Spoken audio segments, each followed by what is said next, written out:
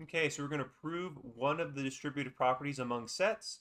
And all we're going to use is we're going to use the definition of union, of intersection, and a logical equivalence, the distributive property among propositions. Okay, so let's go ahead and start the proof. So we're going to first have X be an element of A union B intersection C. By definition, this means that X is an element of A or X is an element of B intersection C. And then by definition of intersection, we know this means X is an element of A or X is an element of B and X is an element of C. So now we know this statement or proposition is of the form P or Q and R. So we know the distributive property among propositions lets us transform this statement into this statement here.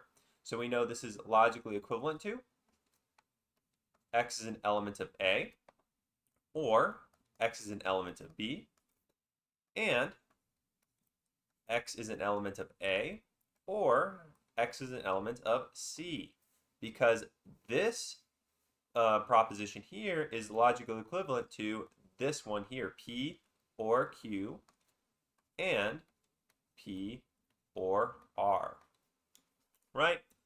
This is logically equivalent to this, so that means this statement is equivalent to this statement.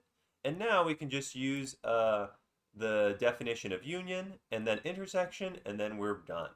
Okay, so by definition of union, this gives us that X is an element of A union B and X is an element of A union C. And then lastly, by the definition of intersection, this means that X is an element of A union B,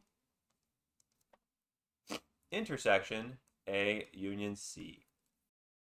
Okay, so what we have now is we have that for every X, X is an element of A union B intersection C, right? If and only if X is an element of A union B intersection A union C. So this